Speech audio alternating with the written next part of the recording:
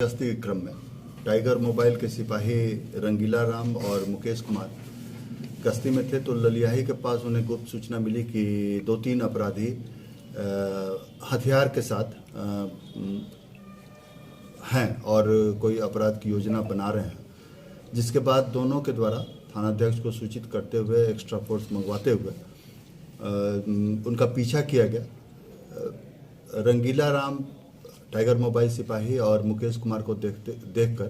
तीन अपराधकर्मी भागने लगे, जिनको दो दिशा से पकड़ने का प्रयास किया गया और सिपाही रंगीला राम के द्वारा तीनों अपराधी को पकड़ लिया गया, जिसके बाद से वो अपराधी इनके साथ उठापटक करने लगे और उसके बाद से उसमें से एक अपराधी ने उनके सर पर ईंटा से मार दिया, जिसके बाद वो जख्मी हो गए, सर से खून बहने लगा। और इसी बीच अन्य अपराधी इनका सरकारी पिस्तौल और उसमें गोली लोडेड था वो लूट लिए और उसके बाद जब इनके द्वारा अपने सहकर्मी सिपाही मुकेश कुमार को और अन्य ग्रामीणों को आवाज़ दी गई तो दहशत फैलाने के उद्देश्य से फायर करते हुए, जान मारने के उद्देश्य से फायर करते हुए 3 अपराधकर्मी भाग गए। उसके बाद सूचना प्राप्त होने के बाद नगर थानाध्यक्ष और सहायक थानाध्यक्ष के नेतृत्व में कई टीम का गठन किया गया और कई स्थानों पर जो उनका हाइड आउट्स था वहाँ छापामारी की गई। छापामारी के क्रम में ये बात भी प्रकाश में आई कि तीनों अपराधी इस घटना को अंजाम देने के बाद लूटे गए मोटरसाइकिल आर्म्स के साथ जिला छोड़ने की तैयारी कर रहे हैं, जिसके बाद आसूचना संग्रह करते हुए तीनों अपराधी को 2 को तुरंत पकड़ लिया गया और 3 अपराधी को कुल पकड़ लिया गया। उनके पास से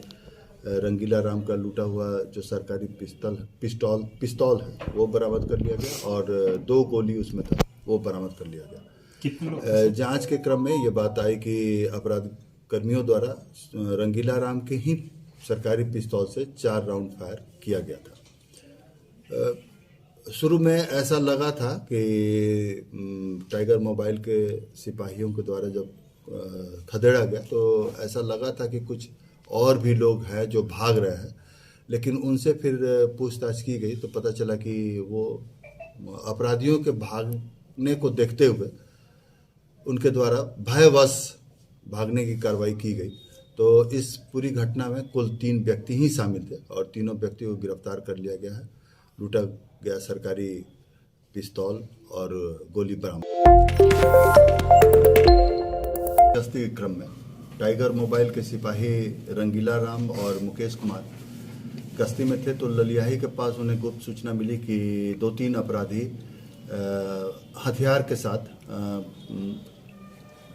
हैं और कोई अपराध की योजना बना रहे हैं, जिसके बाद दोनों के द्वारा थानाध्यक्ष को सूचित करते हुए एक्स्ट्रा फोर्स मंगवाते हुए उनका पीछा किया गया। रंगीला राम टाइगर मोबाइल सिपाही और मुकेश कुमार को देखकर